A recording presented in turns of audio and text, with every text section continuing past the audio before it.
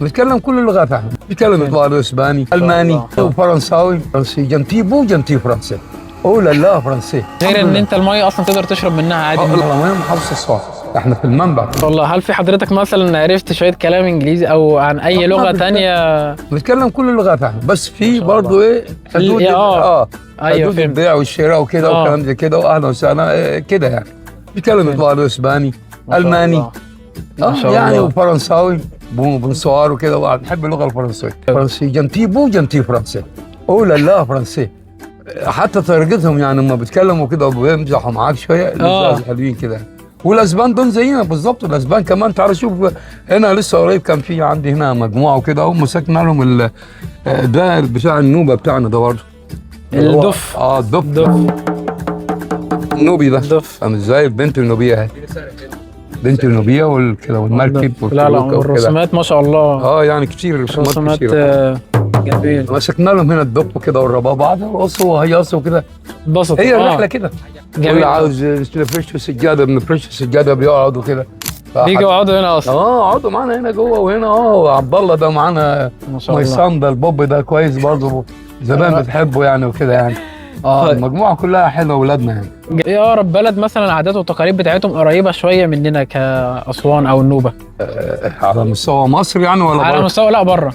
والله الاثنين يعني. والله في دول كتير فيها ثقافات زي اليونان دي، يقول لك احنا زيكم الطبع بتاعنا يعني. الاسبان نمبر 1 في السياحه، بنخش 70 مليون في السنه. فبرضه يعني احنا بنطالب يعني وزاره التربيه والتعليم وكلام زي كده وكده، ان هم من اول ابتدائي كده يعمل كتيب صغير كده بالوان وبرسومات على المعابد وكده، عشان الولد من هو صغير يعرف ايه الزبون الاجنبي ما يقابله في الشارع. فهمتك. طب العادات والتقاليد اللي في اسوان والنوبه ايه اقرب عادات وتقاليد ليها في الصعيد؟ يعني والله هنا احنا الصعيد هنا يعني كل محافظه ليها تقاليد. اكيد. واللغه بتاعتها كمان. اسوان محافظه فيها لغات كتير يعني كومومبو دراو اسبو كده. احنا في النوبه برضو في الفدكي والمتوكي. ايوه بالظبط كده. ففي ناس زي بتاع القاهره غير بتاع اسكندريه.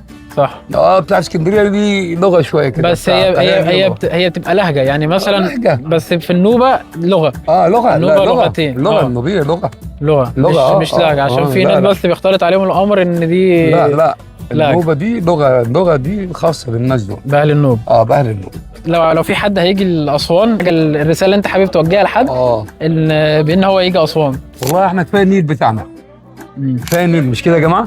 كفايه نيل اسوان. ده نيل اسوان دي حاجه لما تمشي فيه حاجه ثاني سحر.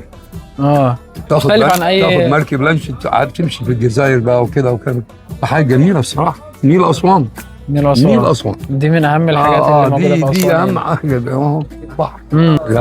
غنت لها ليلى مراد اسكندريه بين شطين وميه.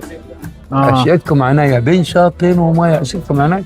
فالبحر ده والنيل بقى ليه لمسه خاصه عكس البحر. عكس البحر الاحمر، عكس المتوسط. ليه كده؟ ليه حاجه كده، في حاجه روح كده وحاجه الحاجه اللي مرتبطه باهل اسوان. بس تتكلم معاه يعني، او تقعد على كورنيش اسوان ده، الكورنيش طويل، اطول الكورنيش عندنا هنا اسوان، يعني حاجه كويسه. غير ان انت الميه اصلا تقدر تشرب منها عادي. الميه دي احسن ميه بتشرب فيها هنا، زي ما انت على طول من غير فلاتر ولا لا ممتازه جدا الميه بتاعتنا. احلى ميه عندنا على مستوى الجمهوريه كلها، احلى ميه محافظه اسوان. احنا في المنبع في البدايه. يعني كده يعني، والحمد لله. الحمد لله. انا اتشرفت جدا باللقاء مع حضرتك، وان شاء الله اشوفكم مره ثانيه كده. عايزين كتير يعني شباب زي كده، بفرح بيكم انا انه بتعملوا حاجات زي كده يعني، حاجه تساعد السياحه وكده يعني، وكده البرامج دي وكده يعني حاجه كويسه يعني.